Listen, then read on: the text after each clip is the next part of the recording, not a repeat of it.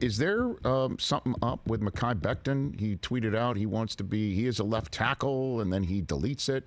And your response was go essentially earn it, if I'm not mistaken. No, Did I get that right? no, there's nothing to that. I mean, it's I love his competitive nature. I love that he wants to be a left tackle. I love that he wants to be that he's vocal about it. But at the same time, no different than anybody else on this roster.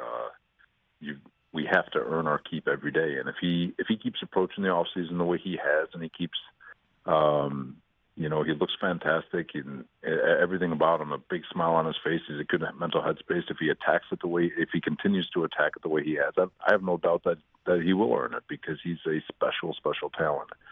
But the one thing about this league is it can humble you very quickly, and there's just you have to have the mindset to not only earn your keep, but keep your keep. And it's just something that he's been approaching every day, and so there's nothing to that one. It's just a subtle reminder, I guess, for all of us that it doesn't matter what we want. If we're not approaching every day to attack and get what we want, then we're really just kind of spinning our wheels. All right, and then again, I know this is not part of your flow chart, but where are the Jets and Quinnen Williams right now on signing him long term? Where's Joe Douglas on that front?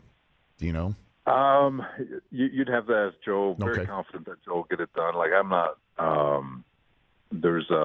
I know reports are flying around this weekend, but he'll get done. I'm not worried about that one. Okay, and Breece Hall, what do we expect from him week 1 of the season? I know it's the first week of May. For sure, he looks good. It's almost like we have to slow him down, because you want to make sure that when you pace those things, you don't want to repair him too quick. But he looks powerful. He looks good. He's hitting good numbers, his GPS numbers when he's running, and so he's also in a really good headspace. He's been here the entire time. Obviously, he didn't go anywhere else to rehab. He rehabbed here, which obviously I'm biased, so I think the organization knows you better than anybody, and so they've been helping him through that, and so he is on track to be ready for week 1. You must have been psyched that he got a college teammate as his new teammate, first-round draft choice of the Jets, I'd imagine.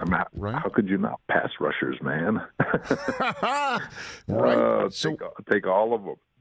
What'd you like about him? Look, there's evaluations. You evaluated him, and Joe Douglas evaluated him, and that's all that really matters. But a couple people in my business were a little surprised that you took McDonald where you did. What do you got for me on that front?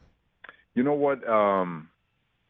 It's all on what you value, and first and foremost, we're always going to take the best player available when it presents itself. And I think what surprised everybody is that you can make an argument that best available wasn't a need. Well, it doesn't change what you do. It just, for the last 2 years, everybody we've drafted seemed to be a need, so it was always best available happened to fill a need. So it seemed easy. Well, best available now doesn't necessarily mean you need it, but you never want to pass up somebody who you think can change a game for you. And when you look at pass rushers in this league, it's a passing league.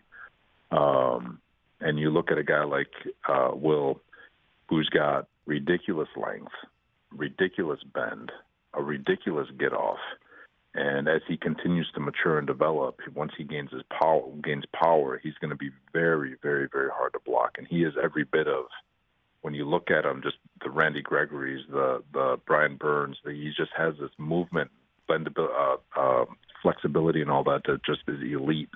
And there's nothing more.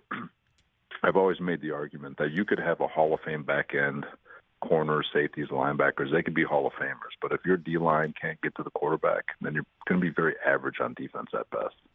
Well, on the flip side, though, yes. On the flip side, you could have an average secondary and an elite D-line, and you're probably going to be elite on defense. So you're always just trying to make sure that we can come at you in waves and get the quarterback on the ground. And I know that's your philosophy, and I love it. And I know my next question might make it sound like you're not excited to have this kid, but a lot of us in the media thought you were going to go for Broderick Jones, and he was on the board right before you, and the Patriots let the Steelers go and cut the line. And as I'm hosting the draft, in the back of my head, I'm like, of course they did. Of course, the Patriots let them go ahead and take the kid that the Jets and I thought you were going to take. Were you thinking that too when the Patriots let the Steelers hop right in front of you? Was that the conversation in the draft?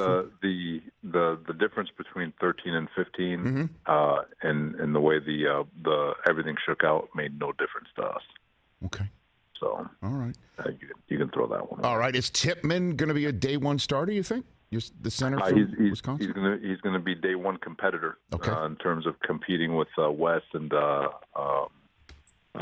Connor for that center spot, but he looked good in rookie minicamp. He's a big boy, and he is. So I'm excited to see those three go at it. All right, Coach.